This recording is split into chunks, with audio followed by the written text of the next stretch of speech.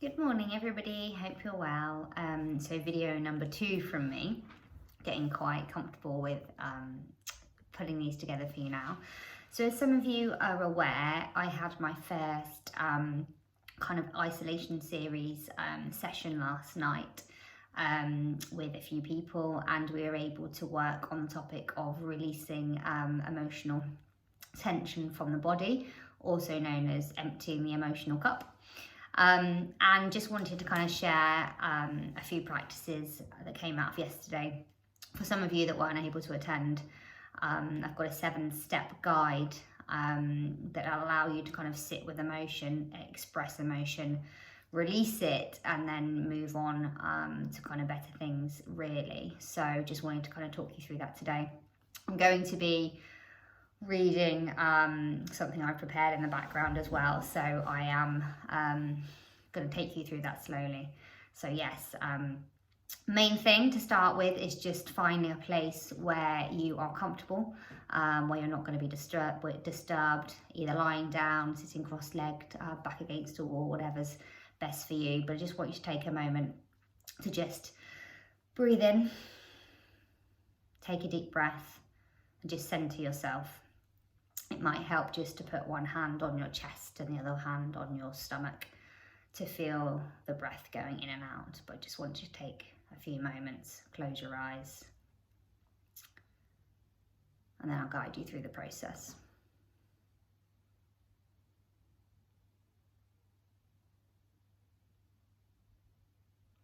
So with your eyes still closed, I want you to recall some circumstances in the last week that were upsetting to you.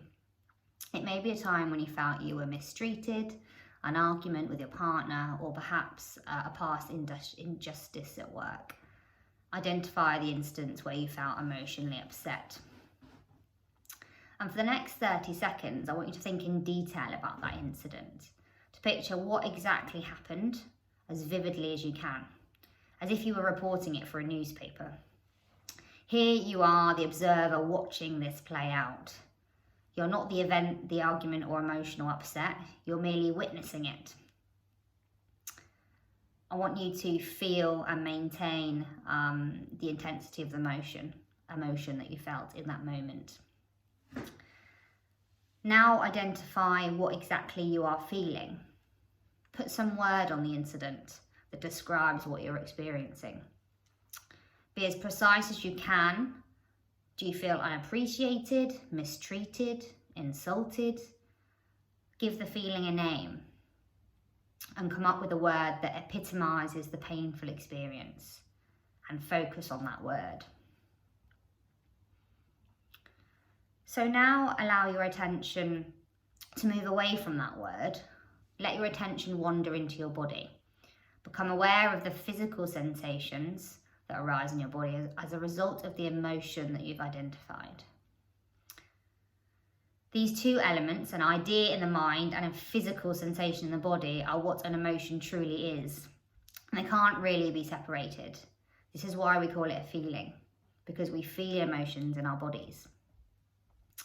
Let your attention pass through your body as you're recalling this experience. Locate the sensations the memory brings up. For many, it's a pressure in the chest or a sensation of tightness in the gut. Some feel it as pressure in their throat. From where it is in your body, that feeling you're holding, that's that emotional experience. So now we want to express that feeling. Place your hand on the part of your body where you sense that feeling is located, whether it is your chest, your gut, your throat. Say it out loud, it hurts here. If you're aware of more than one location of the pain, move your hand from place to place. At every location, pause and say, it hurts here, acknowledging that. When you experience physical discomfort, it means that something is unbalanced in your experience, physically, mentally, or spiritually. Your body knows it. Every cell in your body knows it. Befriend these sensations and their wisdom, because the pain is actually leading you and guiding you. Okay, moving on.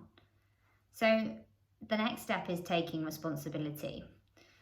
So being aware that any painful feelings you experience are your feelings. These feelings are happening inside your body. Now, as you remember the pain, even though noticing is actually taking place in the material world. You're only remembering what happened, yet your body is reacting with muscle contractions, hormonal secretions, and other responses within you. Even when the painful incident was occurring in the material world, the effect was entirely within you. You have a choice in how you interpret and respond to emotional turbulence.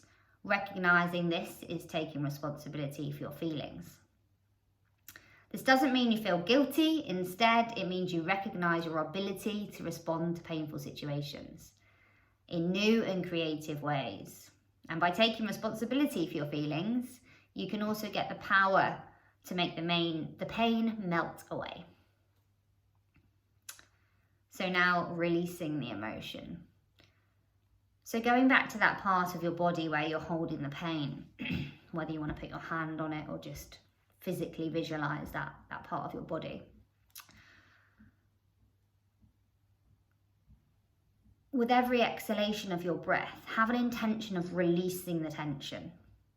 For the next 30 seconds, just feel the painful sensation leaving your body with every breath. Some people find that making an audible tone that resonates in that part of your body where the pain is localized helps to loosen and lift the concentration away. So if you want to make a sound to help you, or visualize a movement that you're doing with your body to help you release that tension, it may help. For some people, singing or dancing does the trick. You may even try deep breathing using essential oils or taking a long warm bath.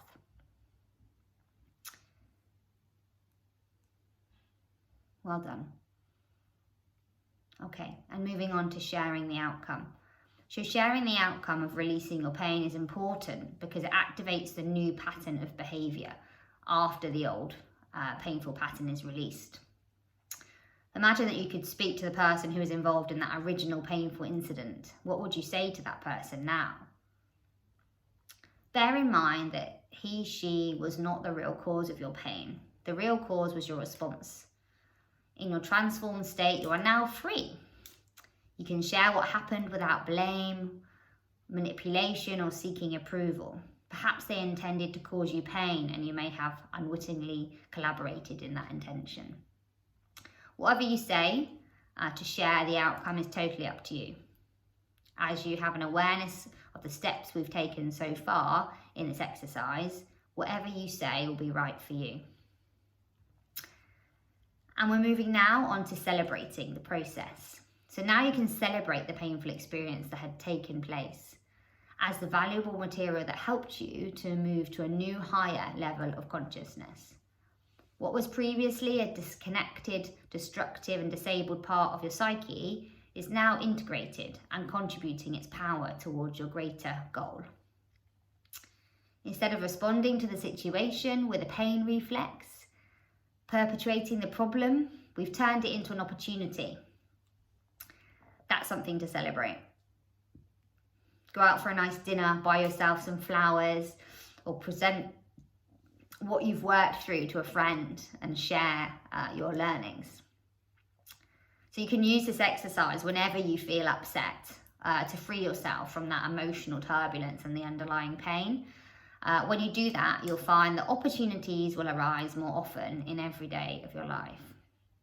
So that's actually a 7-step process by Deepak Chopra. And I'm going to share that on my page after today. But I think it's a really useful exercise to kind of work through quite regularly as things are coming up and upsetting you. And you will really see the physical benefits if you work through and allow your body to release that pain and tension in that way. So yes, I hope that's been a useful insight for those that weren't able to attend last night. A lot of my work that I do with my clients is around really digging deep and understanding true values. And in order for us to really start to identify who you are, how you want your life to move forward and look in the future, we have to kind of release some of that physical pain and some of those elements that have kind of been, I guess, holding us back. So that's why I wanted to start with this exercise really, and emptying the emotional cup as a kind of first topic for that isolation series. Next week at 8 o'clock, I have my next session, which is on how to be still, which I know a lot of us aren't very good at, including me, but isolation is actually teaching us quite a bit in that area anyway. And what I'm going to be doing is taking you through some meditations that allow you to kind of rejoice in that area and enjoy stillness, and also respond to when you are and aren't still, and keep yourself coming back to that anchor of stillness, because actually it's a really nice skill to have, to be able to sometimes remove yourself from a situation and kind of breathe and gain a fresh perspective really. But thank you for listening. Hope you have found it useful, and I will see you all soon.